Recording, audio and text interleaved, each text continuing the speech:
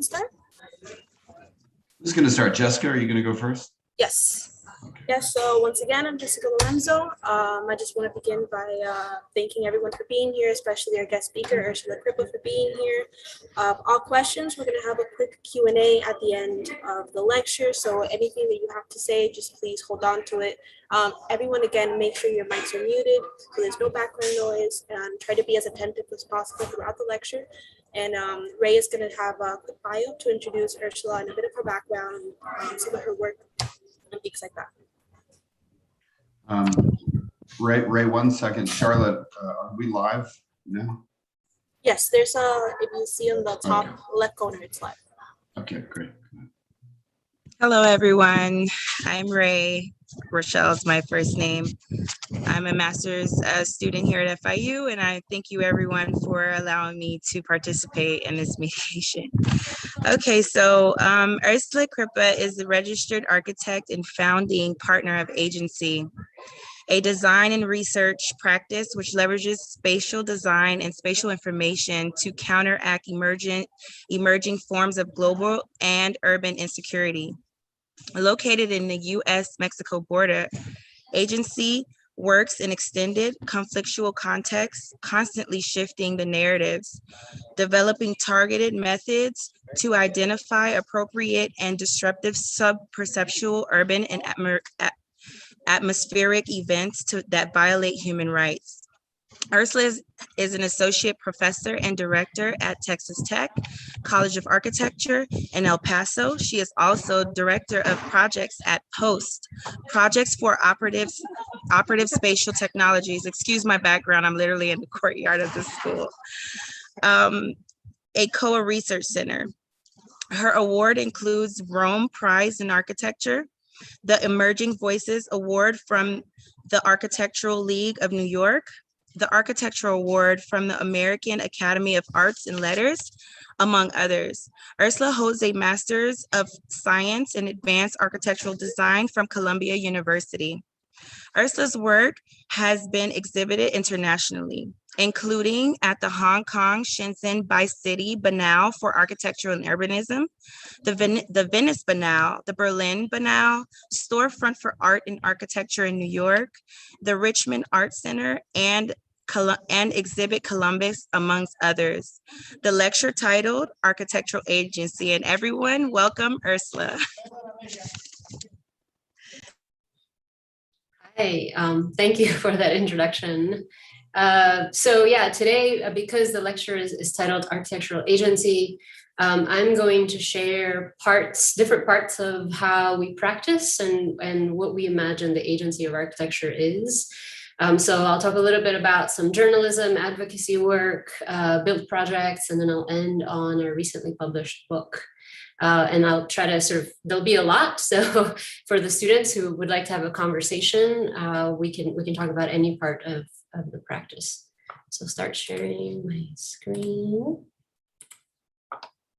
And I'm hoping you can see it. Yeah, okay, I see nods. All right, so thank you so much for having me. And I always include my partner's name in my presentations because the work is collaborative. Okay, participants can now see my screen. All right, Zoom's letting me know. And so we essentially in our practice, we investigate and uncover ways in order to act in a kind of transboundary context. Today, I'll share work from the practice, but also from the research center while at Texas Tech. So this kind of enters a conversation of design research and what that might mean for practice. So here we are. This is the context on the US-Mexico border, and it is defined by the border wall. However, this context is shared by ecologies and atmospheres, which we are very much part of as living systems or living organisms. And so we work in this kind of protracted and conflictual context in order to shift the narrative, in order to develop targeted methods to identify, appropriate, and subvert sub-perceptual urban and atmospheric events that violate human rights. So here you see the border wall. This is really the militarized landscape of the borderlands, and it's really our office and our reason for being here to enact alternatives to this kind of damaging and divisive use of infrastructure. This is our daily commute that you see here in this video. After the Secure Fence Act of 2006, about 57 miles of border fence were completed by 2008, mostly along the channelized Rio Grande, which serves as the international boundary. And so here you can see homes in Ciudad Juarez, Mexico, across the riverbed. You see the riverbed there. And also you catch glimpses through the natural landscape as border agents enter and exit the no man's land. And so a new highway was recently built, as you see here, the column structure that straddles the border fence, but still kind of occupies this no man's land zone. And so there is it's common here to actually see Border Patrol apprehensions in the area as migrants who make it past the fence actually face an impassable infrastructural landscape. So infrastructure here is completely weaponized, and the border wall is besides the point. You see a Border Patrol van right there on the right, because if one crosses the fence, and there's this kind of impenetrable infrastructure. And here on the left, the building you saw is the building where we teach and work and engage with these issues. So the part of the journalistic work I wanted to share with you really quickly, not sure if you've read these, but a couple of years ago, we were writing a series called Border Dispatches. There's about 12 or 15 of these essays. So we've been closely tracking the changes in the built environment in the US-Mexico border since the last presidential election. So we've documented the legally questionable expansion of identification protocols beyond the limits of the ports of entry and entering into international territory to reduce asylum claims. So some of the samples are looking at the use of simulated border security infrastructure to train operatives in lethal force. You see your bottom left image. They're being trained to shoot through into international area, which is illegal by international law. We've revealed the role of the design and construction industry in managing migrant bodies and in destroying the environment. And also we've been able to gain access to detention facilities in order to document their growing privatization and specialization. One of these investigative texts revealed the growing number of construction technology patents that were enabled as a result of the border wall prototypes. You may remember construction companies rushed to construct mock-ups of the border walls in 2017 in order to vie for government contracts to install hundreds of miles of new border barriers. So we did some digging and found that many of the companies involved in these mock-ups were applying for patents for the technology they developed for the border wall, shown here. A patent for a steel bollard fence designed by Fisher Industries. You've probably heard them. They show up on Fox News a lot. And here we uncovered and illustrated that this was piloted just outside of El Paso in the summer of 2019, secretly.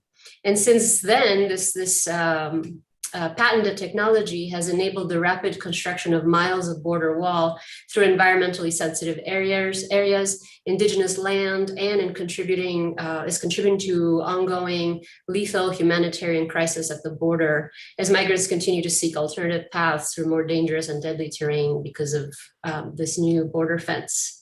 So this section of the wall you see here was built in few weeks using that patented technology. The wall was built without any environmental impact studies. Its construction had disturbed polluted soil that was already kind of settling here, and then will likely reach the river Rio Grande, shown in the frontier of this image. So this is a problem because people depend on the river for drinking water and for agricultural irrigation. And so we've seen this technology continue to be deployed across the borderland with damaging effects on ecologies, on landscapes, and human life. So our article, the contention on the article was to alert the architectural community to avoid these new building techniques and not to be tempted by the faster, cheaper, better triad of professionalism and these technologies because they were developed at such environmental and human costs. And such is the story of much of the construction technologies our profession uses. So this is a more recent, really quick project that we worked on in 2020 with Amnesty International in order to visualize the dangerous overcrowding and mismanagement of federal and private immigration detention facilities. And this has contributed to disproportionate rates of COVID-19 infections in this vulnerable detainee population. So using documents that Amnesty actually received from or obtained from a Freedom of Information Act request, we were able to geolocate and categorize 200 federally operated immigration detention facilities in the US, and there's more of these for profit. And we visualized their average detainee population. So the point of the report is to show what their detainee population was in relationship to their capacity, and they were almost always overcrowded. So the report used our map, which is also available online, to highlight those that were actually dangerously overcrowded and to highlight the issue of the pandemic. For some reason, I'm not. There we go. And so this map it's a web map, it's interactive of the facilities and actually summarizes the findings in graphic overlays while providing searchable and zoomable facility level data in support of the Amnesty report. In the online map that you see here on the right, one can actually zoom in close enough and you can see a layer of aerial images that shows the physical properties and the architecture of these buildings. The overcrowding is especially a problem in spreading COVID-19 infections in conditions like these. You can imagine when these beds are fully occupied, there's no way to maintain distance. And so the report with the maps and their original photographs, this is our photograph in the right, advocated for the release of migrant detainees from detention sites to promote their health while they're awaiting paperwork processing. And then from there, we've also been looking, sort of zooming out to the much larger context. In some of the research we do, we actually merge investigative territorial research with design research, as you'll see here. And part of this work was in an eFlux article published last year. And so here we're looking at shifting patterns of the ultraviolet exposure in North America that, if you look at the image on the right, maps very closely with the international border with high intensities even in winter months. So this intensifies at the southern boundary between US and Mexico. The 30th parallel, which is what sort of crosses the US-Mexico border in its geographic center, is a charged exposure boundary, not only politically, but also environmentally. With the effects of climate change, populations below this boundary will continue to see increased risk of sunburn and other negative health effects related to UV exposure. The lack of shade in the borderland landscape and the amount of atmospheric scattering, which is from airborne dust, increases the health risk to individuals. At the same time, the national security apparatus that you see here has become expert at deploying tactical infrastructure that mitigate the impact of ultraviolet radiation on its agents in order to inspect and manage other bodies more efficiently. And so when we start to construct these catalogs of border crossings, the federal border security apparatus has developed an appetite for shade in the borderland, and we see this increasingly so, and has continued to invest in more permanent purpose-built structures in order to extend their cover and to strengthen their position in the landscape, resulting in an extensive inventory of shade structures serving the security state. And at ports of entry, shade becomes an issue or a material of national security. This is also where they protect equipment in addition to their Border Patrol agents, because the surveillance equipment cannot withstand 150, 120 degree temperatures. While in the highly securitized El Paso Ciudad Juarez metroplex, where this is one of the largest binational urban environments in the Western Hemisphere, physiological effects of solar radiation are relentlessly rendered upon vulnerable populations. And here you see that shade doesn't seem to be of concern to the security apparatus. These were documentations from a few summers ago where Central American migrants, asylum seekers, and detainees were kept under makeshift shade structures beneath infrastructure and bridges, clearly overflowing. This was the famous Reuters image that was published.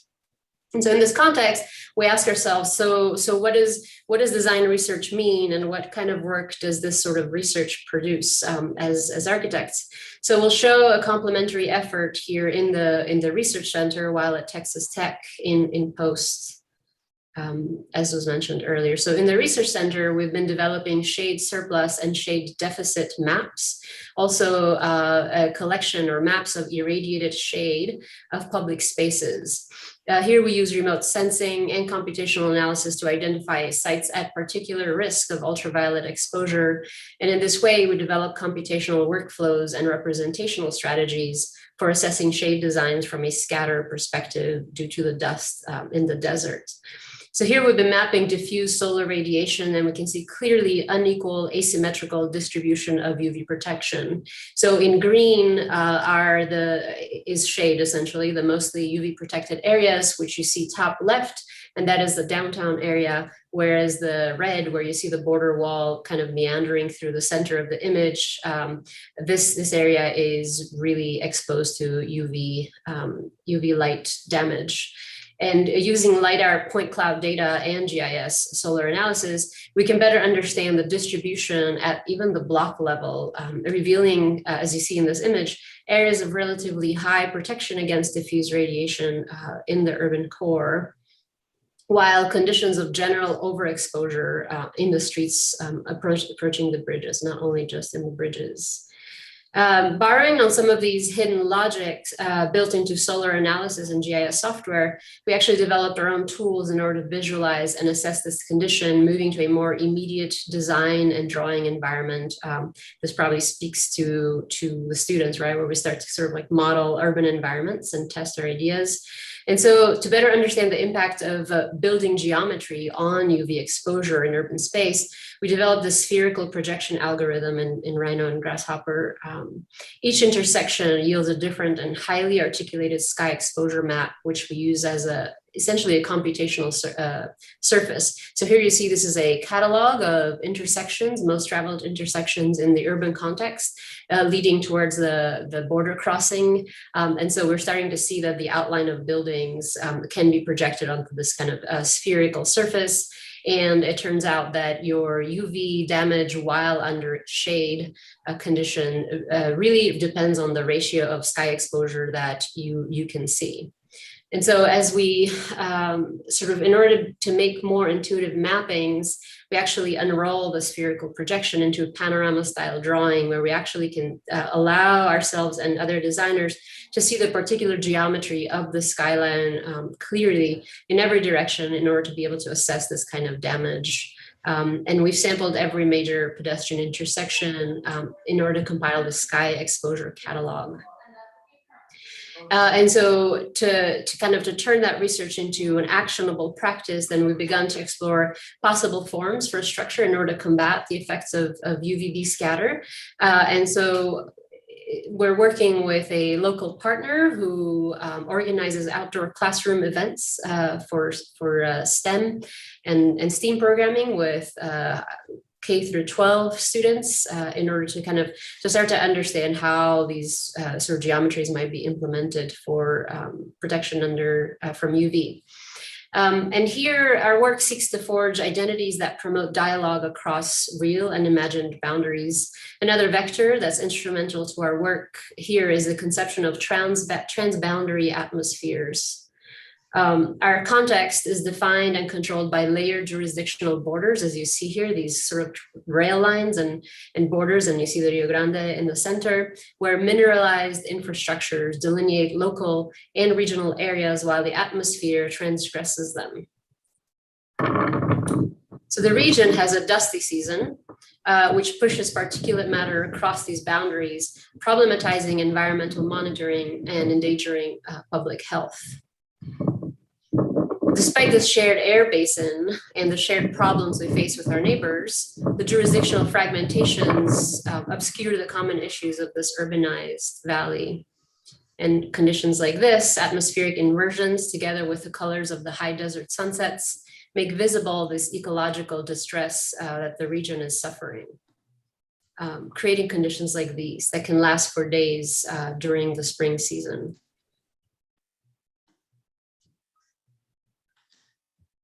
So atmospheric jurisdictions, like their terrestrial counterparts, are defined by borderlines.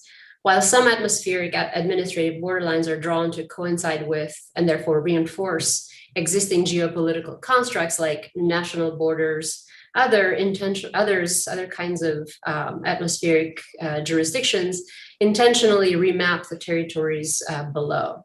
Our critical cartography of aerial territories reveals competing attitudes of contemporary airsheds to the jurisdictions that they help to forge or subvert, as you might imagine. So first, we've uncovered an air monitoring regime which reinforces the national border that you see here. You can kind of see in this sort of like diagonal cross hatches, those are air quality monitoring stations. And so the travel of airborne particulate into and within the US has long been considered an existential threat to national security. Since 2003, under the BioWatch National Biosurveillance Program, federal authorities in the US have enlisted air monitor stations in secretive locations. So there isn't really a map of where these are. We've kind of deduced where they might be based on local reports. So every day, a large team of public health officials test samples of inbound air, scanning for microscopic airborne threats to national airspace. And then so after we sort of located where those monitoring stations might be, we explored the myriad multi-jurisdictional atmospheric administrative constructs within this national airspace, which assemble otherwise disjointed states and counties and their authorities in service of a shared environmental action. As aerial territories consolidate, as you see here to the bottom right, they form entirely new geographies beyond the limits of traditionally conceived urban extents, creating what we can describe as an airshed mega region, forging new administrative and political collectives. So now you see these sort of administrative borders on the ground don't really make sense. So we've seen that there are two fundamentally different geographies of atmospheric assessment: a subdivision of national airspace in order to reinforce a sovereign boundary, and then an aggregation of urbanized environments, which meets the border as an artificial limit that, again, atmospherically doesn't really make sense. In the Paso del Norte region, which is where we are on the US-Mexico border, these two atmospheric constructs exist simultaneously, producing a hyperbolically atomized transnational air basin amidst significant environmental, urban, and demographic transformations as this region continues to grow. Our airshed spans and subverts the boundaries of multiple national, state, and binational jurisdictions in a complex patchwork, as you see here in this kind of like layered, exploded, isometric drawing. Environmental and atmospheric management in this region must contend with two countries, US and Mexico, 3 states, New Mexico, Texas, and Chihuahua, and 2 cities, El Paso and Ciudad Juarez. And so asymmetries in reporting frequencies, in environmental standards and environmental protocols, and systems of measurements at a number of scales and levels of administration yield divided, disjointed, and discontinuous data sets, which is part of our goal here at the Research Center to construct these sort of transnational data sets that stitches all of these fragmentations together. By extrapolating the range of the environmental sensors and sensor networks that you see here on the white, you kind of see them as topographic maps, we can assess the density of monitoring and the scale of resolution. And here you see that the US-Mexico border actually has very few monitoring stations that have really small reach radii. And so what do we do? In addition to building our own data sets, we also construct our own sensors.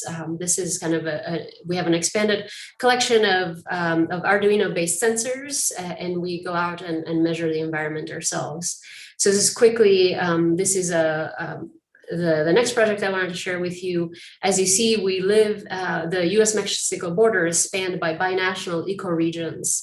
All of the deserts that span, or ecoregions that span the border, essentially have their own logics that don't necessarily coincide with the desired national boundary. And specifically here in this region, we live in the Chihuahuan Desert, as you see here, of which the northern part spans into El Paso.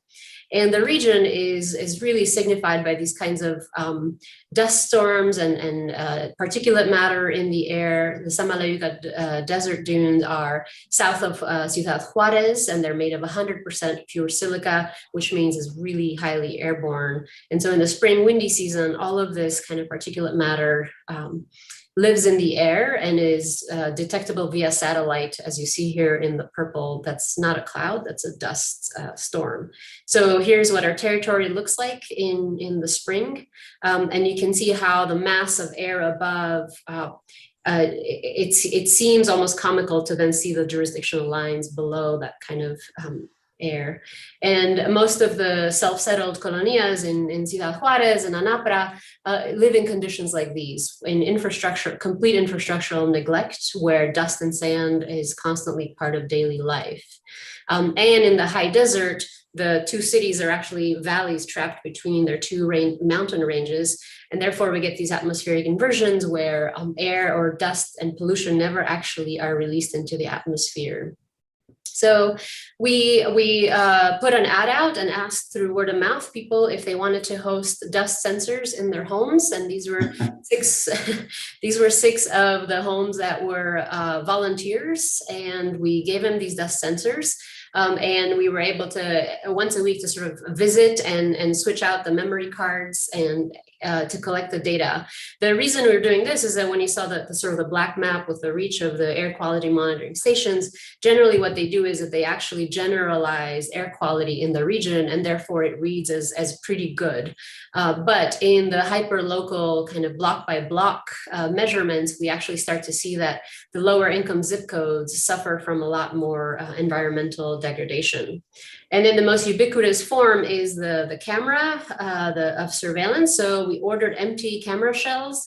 We 3D printed them and outfitted them with parts that would keep the sensors working really well. And also electrical junction boxes, because they're also everywhere in private homes in El Paso and Juarez, so that they could be installed around neighborhoods, but really not, no one could question why they're there, because we are used to this kind of image. And so as we collected the data, we were able to layer that with atmospheric pressure and with wind direction data from the El Paso airport. And we were able to locate in a kind of topographically correct model of the region where the dust sensors were, where the origin, essentially looking at the vector direction, and how the accumulation over time of that kind of wind direction with dust starts to paint a very different picture of the region, where these sort of like thickened air sheds essentially in the area really transgress and make the point for the complete erasure of a national boundary, if we're to think of our national boundaries as essentially ecoregions. And then we're also interested in looking in scanning. This is just a quick photogrammetry scan through an iPhone or a smartphone to kind of start to look at the geometries that might make the most sort of dense and most dangerous types of dust clouds. And all of that has resulted in the production of these maps that start to really thicken and transgress that national boundary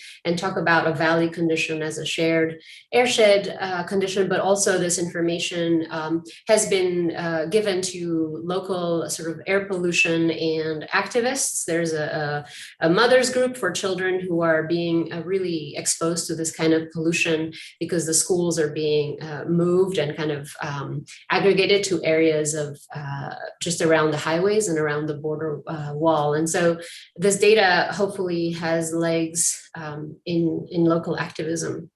This is the last project I'll share. This is Spectral that we absolutely just installed a few weeks ago.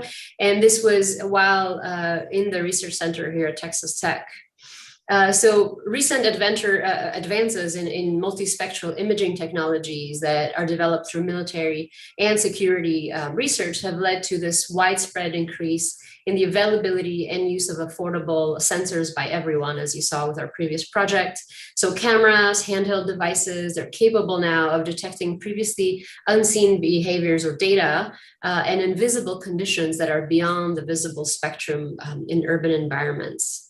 So this project we call Spectral is a custom fabricated installation that deploys this matrix of infrared reflective material in order to shield the public space and its users from multispectral sensing by fragmenting and distorting the image capture and image recognition capacity of aerial thermal imaging techniques. So the installation, these are some of our material studies, is we ended up building it with aluminum composite material, ACM.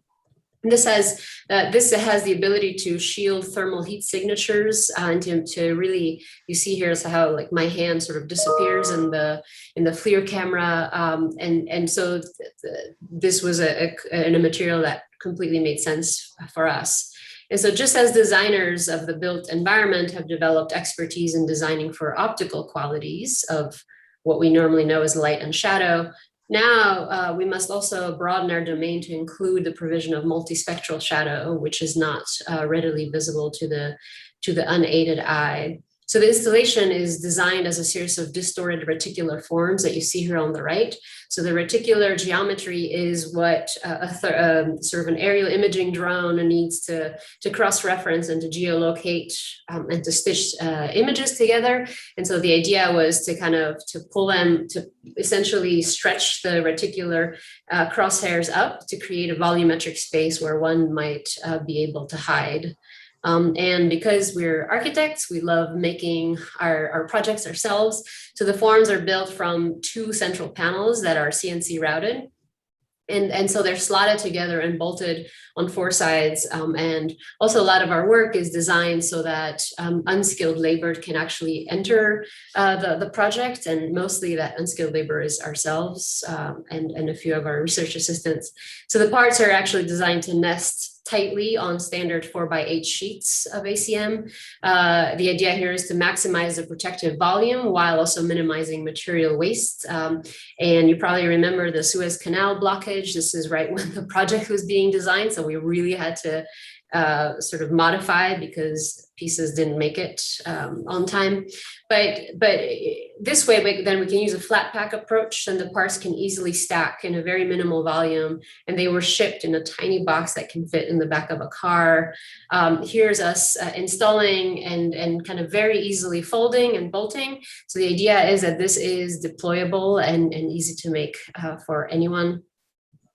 And the steel anchors on the ground, they are designed on a grid pattern of that reticular crosshair. And then the ACM assembly is designed to sort of easily sort of slide into place in order to enable really fast construction. I mean, clearly this is a sped up video, but it went up within a day. And here it is at an alley in Columbus as part of the exhibit Columbus Biennial. And so in order to to achieve maximum effect with such minimal amount of material and time, the idea was to achieve an optical variety of the reticular crosshair. And so here you see the joints in the center, in the right side of the left image, where we essentially the reticle becomes the backbone for other joints to slot into it, and therefore kind of sort of confusing that geometry of aerial surveillance. And so the project is constructed in these 6 bundles that can very easily be lifted by anyone in an urban alley, which is a site in Columbus. And here it is again. The idea is that from the street, the bundles kind of appear as a continuous wall. And then as you enter the alleyway, you can potentially hide behind it. So the target-like forms are designed to simultaneously address and manipulate several different vantage points from which aerial optical technologies are typically able to capture images of urban forms. So from the overhead plan view that you see here, typical of satellite photography, the forms appear as a grid of targets, but then someone can actually inhabit and be fragmented within them. And I think I have some videos from nighttime So at night, the installation is actually activated by an LED array. The site is part of an old theater, a historic theater that the community really loves. So part of the shadows were a kind of a play on the projected light of film versus the kind of projected reading of light from aerial and thermal photography. And I think, yeah, so here we are during a kind of an opening party. There are people behind the structure, and this is our thermal photography. And so using the same, some of the same ubiquitous handheld thermal imaging technologies, we were essentially interested in seeing whether or not this would help to shield. And there is me. Clearly, I'm not a ghost. There's sort of body heat that's being read, and then it is also being camouflaged within this this piece. Sort of see me going in and out. And then I'll end on this from these kinds of local or regional scales. The book, Fronts, Military Urbanisms in the Developing World, co-written with my partner, Stephen Mueller. It zooms out to the global fronts as a different kind of scale, and looking at fronts also as different kinds of boundaries, global boundaries. The research that's compiled in the book hopes to illuminate the pervasive securocratic condition of the contemporary city, where life is simulated and governed by the spatial mechanisms and byproducts of an expanding anti-urban global war. The US military, through its ubiquitous construction and reconstruction efforts around the globe, has produced a vast geography of urban simulation that endeavors to shape both the reality of urban violence and a violent urban imaginary, targeting the global city as ground zero for its next generation warfare. A coordinated military training apparatus strategically deploys repeated types and tropes of the developing world city in order to prepare for the efficient delivery of lethal force in these so-called informal environments, while simultaneously engaging in planning and nation-building efforts that seek to suppress their spread. While conducting research for the book, we found and visited a number of these simulated cities used as urban warfare training sites, cataloging their forms and materiality, and sort of really scraping Google Earth and drawing them over and over again. So fronts, we suggest in the book, are a different kind of global transnational spaces where there are new constellations of cities and urban patterns that are developed from the agonistic interchange of security and development pressures, between security and development pressures. So although its constituent parts may be geographically distant, the front is bound and shaped by a set of common characteristics. What's going on? Sometimes it doesn't. There we go. A front is a type of securocratic frontier. A front actually remaps territories, crosses borders, creates pockets of space beyond international law. A front enables the production of new forms of emergency space, developing offensive and defensive urban typologies in a type of reciprocal architectural arms race. A front is a site of tension, a loose and ever-evolving boundary between these fields of productive difference.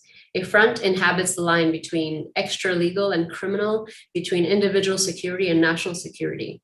A front is a balancing act rapidly approaching a tipping point. So fronts are militaristic. The fronts represent sites of future struggles over the nature of the informal city. In this sense, the multiple geographies indexed by our book represent front lines or vanguards between the often opposing forces of security and development. They are epicenters in which the interests of the so-called quote developed and quote developing worlds collide. Conceived as next generation military battlegrounds, they are already the contemporary battlegrounds for social equity and spatial justice. Fronts are also disingenuous. The fronts are manifest both in real space and in the covert sites that simulate them. In this mirror duality, secrecy and subterfuge play important roles. The definition of space is conjoined with its obfuscation.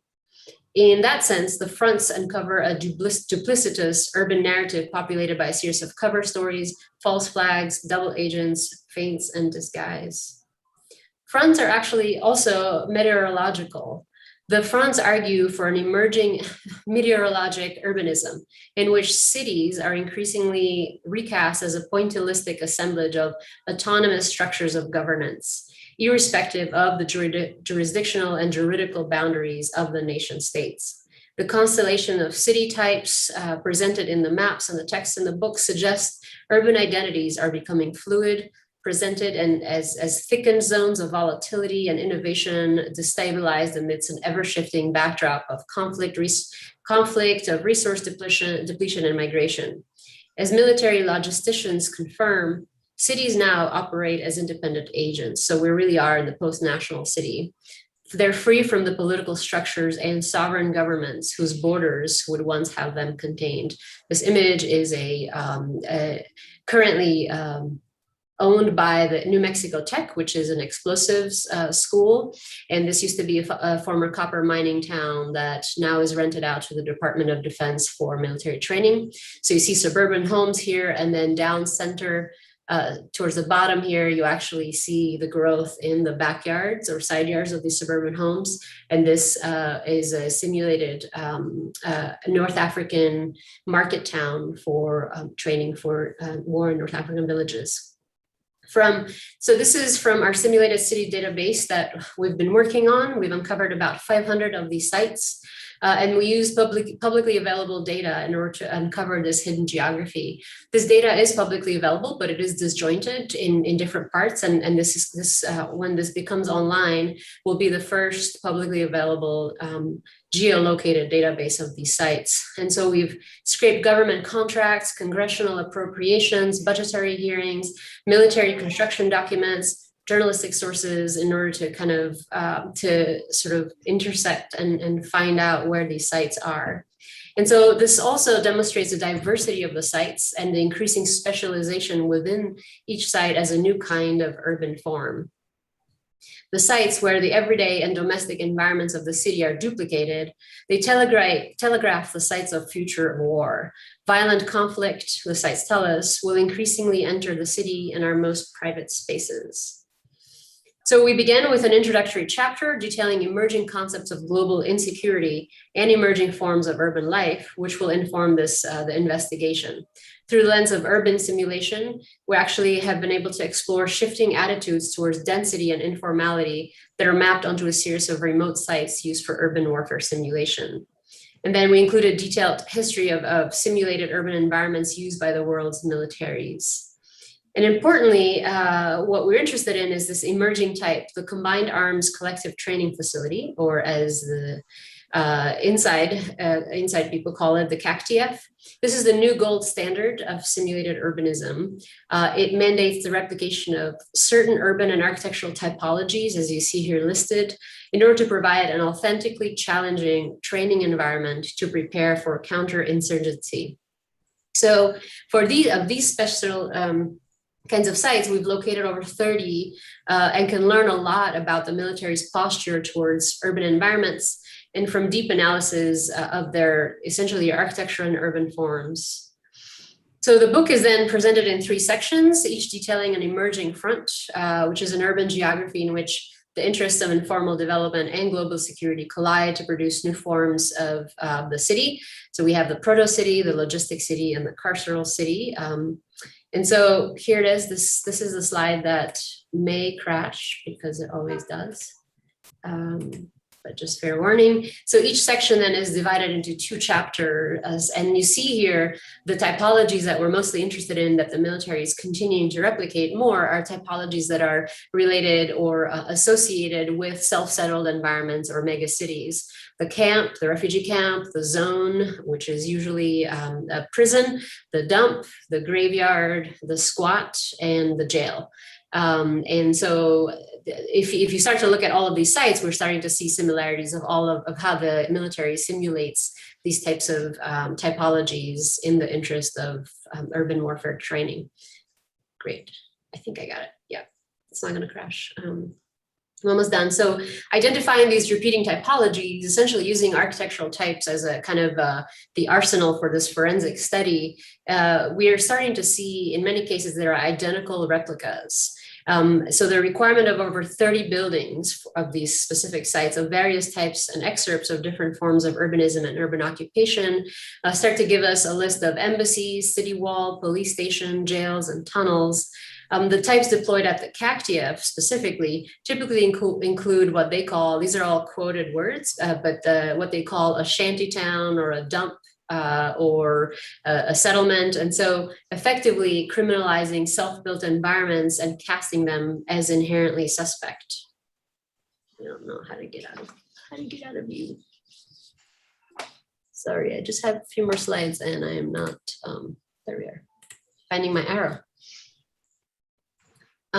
And so the book details the military's aversion to false fronts, to postmodernism, essentially. And this is kind of the funnest chapter for us as architects, and considers military planning as an alternate architectural and urban history. So the military planners all read architectural theory, they read deconstructivism, they've read Deleuze's swarming ideas, they read Bernard Schoeny. And then recently they've discovered that postmodernism is not their friend because there isn't a real correlation between a facade and the legibility of a floor plan. So they really were mostly interested in modern. So disingenuous facades might actually obscure the inner structure of a material honesty, problematizing the military's ability to use building as cover. So you see here kind of a quiche of pediments and Greek entries with kind of condos above. So military planners are actually professing that this is a quote, the true character of the building can be seen always from its rear. As we've seen, a large number of secretive urban simulation sites have propagated and evolved over the last several decades. All signs suggest that this shadow urbanism will only continue to spread, even though many people think that warfare is moving towards just drone surveillance and digital war. The military still continues to build brick and mortar cities for training. These sites are more than just a collection of urban simulacra, however. They are spatial mechanisms for exerting state power. From this position on the simulated sites, a militaristic viewpoint of our collective urban futures is continuously absorbed, it is rehearsed, and it is ingrained, threatening to project back into the world and shape our cities in its image. However, the book contends that perhaps another city is possible. And so these are all of the things that you can follow to follow more of this work. Firstly, thank you so much, Ms. Kripa, for sharing your work with us. It's truly remarkable. So now we're going to go into some questions. My peers and I will open the discussions, and later on, we'll open it for the public. So firstly, within the airspace collection of data, how would you visualize this mega region to grow? Specifically, when you talked about the collection of the dust and that analysis, and how would you recommend us as designer to use this data? Wow, yeah, that's a really good and big question.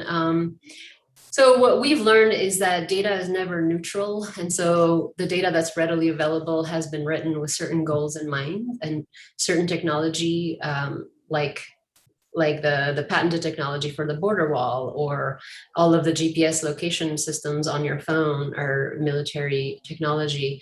And so I would say not even to sort of how to use the data, but to invent or to kind of collect and draw your own data layered on the available data, because data is never neutral and it is always constructed in a certain way. And so with the dust work that you mentioned, what we realized is that we were really not finding accurate readings when people were complaining about so much respiratory disease and a heightened level of lung disease among children and allergies. And so then that's when we decided to just teach ourselves quick Arduino and quickly make these dust sensors so that we can measure on our own. And so a lot of this technology is so easily used and learnable, if that's a word. And so as architects, I think that's where our really kind of like dilettante way of thinking, it becomes really important to kind of to find ways to create your own contexts for your own research, and to kind of to create your own measurements, because even measurements, right, like the foot, they're very specifically referencing certain kind of hierarchies that were invented for control. Does that make sense? Yeah, thank you. Yes, for sure. Did you put yourself? I also had a question in terms of your UV data collection. So you had this idea for like this canopy type of structure, and I guess I was just curious in terms of like a humanitarian standpoint. You deal with a lot of social justice and things like that. Have you ever envisioned it be kind of mass produced to be able to be sent out to these countries or like remote areas where it's really necessary, where there's a lot of issues with like skin damage and things like that? If there's anything that you have planned, you have some installations, but I guess I'm just curious if you see more like a global big picture type of standpoint with it. For our work with Yes, specifically the UV collection, the one where it's like the canopy where you're pinpointing where it's views and how that could protect against the UV radiation, skin damage and things like that. Thank you. Yeah, that's a very thoughtful question. I think so. As we're learning more about the intersections between environmental disasters and their production of environmental refugees in relationship with resource scarcity, which produces local wars, and therefore people are displaced again, there seems to be a clear intersection of desert borders that are housing millions and millions of people all over the world. And so the idea of UV damage, when it's coupled with environmental scatter, which is what the dust in the desert does, intensifies the damage under shade. So even though we're under shade here in the desert, if it's a dusty day, we're actually getting a lot of damage. And so what we're trying to do is first kind of partner with much larger firms who have a lot of sort of robust AI and kind of computation technology, and working with them with our very specific script that goes from looking at the built form, measuring sky exposure, and then projecting that back into like another kind of maybe zoning or building regulation kind of policy, so that we think, you know, as much as we love to build because we're architects, and that's incredibly satisfying and it's a proof of concept in the world, the UV project, I think, is going to be a combination of maps and policy recommendations for zoning, and for kind of like rethinking border urbanisms in these sort of environmentally really sort of at-risk areas. Yeah, I hope that answers. I think it was like a roundabout way. Yeah, it's okay. It was good. Thank you. I have a question as well. And this question sort of ties into what Jessica pretty much asked. And so in the recent activities at the border Del Rio, Texas, where 15,000 mostly Haitian immigrants had been detained under the international bridge, they were met with like inhumane violence and force, which shows the lack of this style of infrastructure to facilitate mass migration. Do you see the urgency to develop this infrastructure that can improve how migrants are being handled while exercising their human rights to seek asylum? And, you know, since sustainability depends on its infrastructure, what can be the fastest approach to developing this sustainability and human rights through its infrastructure? It's like a thesis question. You should write a book about it. Nice, very That's nice. amazing. Yeah, thanks, Ray. This is fantastic. So I think, my gosh, there's so many questions there. I think one is that our political position is that we should not be trying to kind of hybridize and accommodate human detention in these kinds of border infrastructures, because as soon as you create that kind of environment, then it becomes more conducive for policymakers to kind of forget that people are still here, to say that, oh, well, basic human needs are met, and so there's no urgency. And so what is happening right now is that a lot of especially with the Afghan refugee resettlement program, a lot of the refugees are being moved all over the country into military bases. And so the difference between the previous administration and the current administration is that now that they are in military bases, they're actually not being managed by Department of Homeland Security, who have shown over and over again that they're not really interested in sort of humane refugee conditions. And now they're being managed by HHS. And so HHS is a body that is really sort of committed to providing services to migrants. And so that's the only shift. But what is really worrisome is that while a lot of people in the thousands are being kept under bridges in makeshift fenced cages, they also are kind of creating a direct pipeline to military bases. And so this kind of brings back to mind the 1913, 1914 issues, where when the Mexican Revolution, that a lot of sort of military is essentially refugees were coming over, and we were detaining them and forcing them into labor and things like that. And so, so in terms of like infrastructures that might support the humane crossing, the country has the funds because we continue to spend so much more on military development and technologies rather than in kind of, in social workers and people who deal with immigration rights. And so what we've seen that the US has done, this is not, I can't answer your question directly because it would take like a book and 6 months of thinking, but but also what's happening is, what has been happening during the Trump administration is that when people were coming to trying to cross the border bridges and asking for asylum, that is an international human right. So really no one here is illegal, right? Like that, it's a basic international human right to ask for asylum or to be a migrant or a refugee. And so what Border Patrol was doing is that they were using infrastructure as the political border. So all of our bridges actually don't have the political border at the center. That's kind of no man's land. The political boundary is at the end of the bridge where it meets the US, where the sort of ports of entry are and where paperwork can be processed. And so what the previous administration was doing is that Border Patrol agents were going south of that point and turning people back, saying, we're at capacity. If you don't have paperwork, you can't come, which is illegal by international law. And so this kind of like expansion of border infrastructure with this sort of like softwares or like soft infrastructure of agents kind of sort of really blocking people from being able to legally claim asylum is what's causing then the sort of the ripple effect of having to cross fences in dangerous areas that are not sanctioned, that are not ports of entry, therefore making people illegal and therefore having a criminal record and therefore not being accepted in the country. And so so the layers are so complex that I think to think of it as an architectural kind of infrastructural issue would also require really everyone at the table who is part of this kind of international immigration law, basic human rights, amnesty. There's a Border Network for Human Rights here, which is a phenomenal nonprofit, to kind of I guess what I'm always worried about the international competitions or design competitions for like humane crossings or border walls, because it's the policies are such that anything built might actually be used against its intentions.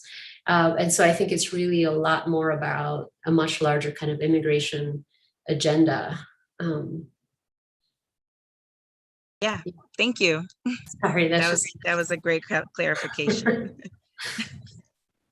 So I'll follow along. I have another question. In relation to the logistic of fear, surveillance, and control, how did these issues relate to some of your smaller projects? You mentioned the Spectral Wall, which is this manipulation of shadows and the material itself. So the question would be, what led you to the management of this multispectral shadows and the wall itself in a tectonic way? Yeah, so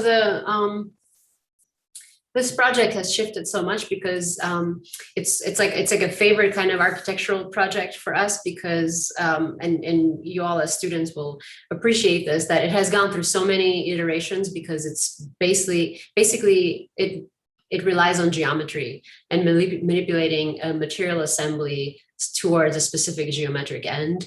And the aerial surveillance, as we know, the cone and the reticular kind of planes are such clear architectural geometries that they're just like, the project became clear right away. But so we were working with vision cone, with how do you house someone, how does something two-dimensional become volumetric, right? Like what is the Z dimension depending on the angle of kind of flyover and incidence. And so for quite some weeks there, we kind of put aside the sort of anti-thermal imaging agenda because we knew we were coming back to it, but we really just reveled in like laser cut models and like 3D printing and CNCing like iterations and thinking about geometries. And it was a really exciting moment to have like a very direct correlation to a singular human body scale of specific ways in which like a really simple crosshair can actually become an assembly. And then the anti-thermal imaging, this was a project, we had been thinking a lot about UV protection and hiding from surveillance. And then when we were invited to Columbus, we were also realizing that area is very heavily monitored because there's many military training facilities around that actually are doing a lot of flyover tests. And so then we were thinking, wow, this would be the moment to actually be able to test like a material assembly outside of a border wall conversation and to be in other urban environments. It also coincided with all of the sort of like the intensity of the BLM protests over the summer and how police were actually employing drones for surveillance and facial recognition. And so there's all these layers and we're thinking, wow, this is an urban alley. This is a space that should be a safe space for protests. And so how do we layer everything we've been thinking about and how are these drones actually able to kind of locate people through buildings? So this like the built form is an architectural manifestation of it. And then we're also writing about it, a lot about it, because we're thinking that now the city's urban environments have heat signatures that are being read that are completely almost irrelevant or like untethered from built form, right? If a building becomes transparent and this kind of surveillance is only seeing heat signatures, then what is a new building typology or a new urban form that collects or emits different kinds of thermal images if we're constantly being imaged and all of the buildings are transparent, right? So it's going to be a sort of multi-year, much longer project because it's unearthing other questions about urban form. And thank you. It's actually pretty crazy. So now we're going to open it to the public. If anyone have any question for Ms. Kripa, you're more than welcome to ask now. So if anyone. One of my students here has a question. Can you hear What's us? the question? Yes. Yeah, okay, so your analysis and similar work is critical for highlighting segregation and inequalities, but how would you suggest the analysis can become policies? Yeah, you want action. So we, like none of this really matters, right? Unless it actually changes something. So that's a great question and critique of any kind of architectural project, right, or political project. So I appreciate it. The most direct thing we're working with right now is the UV grasshopper script that plugs through GIS, because we've been thinking a lot about how our current or local architectural city governance really develops zoning codes based on other cities that have very different climatic conditions, very different dust conditions. And so what we're trying to do is to work with them in order to reconstruct zoning maps and construction strategies so that they don't rely on the very well-known and proven like solar study, from east to west, and we all know those angles. And they do the shadow analyses because that shadow is no longer relevant for protection. So if this is the hope that we can plug in our urban analysis at all the intersections and all the urban form, and then layer that onto their zoning. We have zoning maps online for any kind of plot that you want to build in El Paso, like most cities. I'm sure you all did as well. And so to plug that in and to start to give people UV index in different kinds of shade conditions as they might relate to the geometry of the sky dome, that is kind of all of the essentially traces the tops of the buildings. And so that's the current sort of policy hope that that at a very kind of basic zoning level, we can actually start to sort of educate builders better.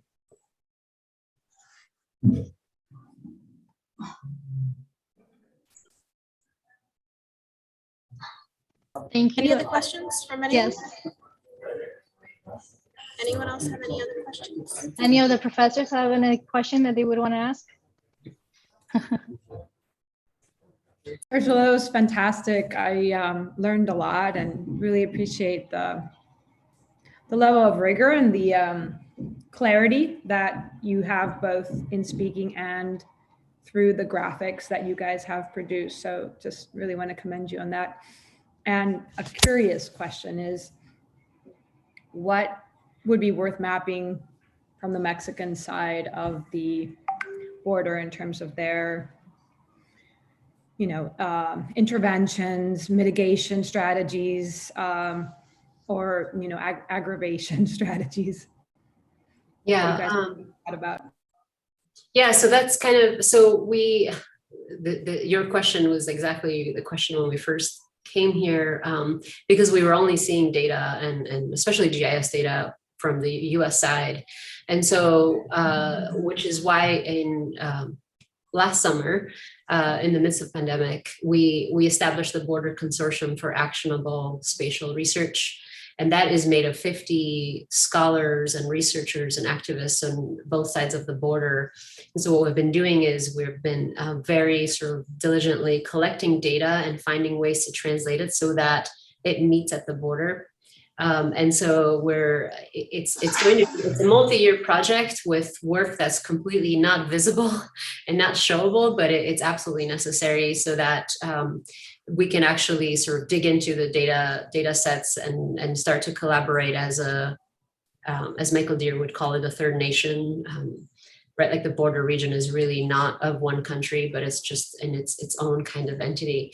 And so one of the outcomes is currently I'm coordinating an undergraduate studio here, working with colleagues at Tec de Monterrey, the School of Architecture, and working on kind of a sort of urban boundaries kind of cross data project where students are conducting site research and looking at infrastructural issues together in groups, so binational groups. And so we're kind of like living in English and Spanish and thinking about different metrics. And so that's kind of like the really long-term project of this kind of eco-region that is El Paso and Ciudad Juarez to sort of to measure its own issues in its own way with its own goals and metrics.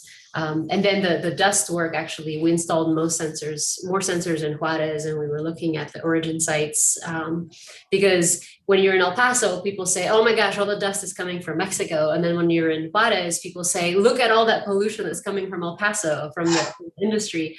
And so both sides see the pollution coming from the other side, but what's really important is to kind of recalibrate that conversation and to talk about the valley as a shared kind of shed that continues to swirl all of the sort of ecological and political issues around. And so that perhaps we need our own kind of governance system that deals with sort of like specific fractured jurisdictional boundaries.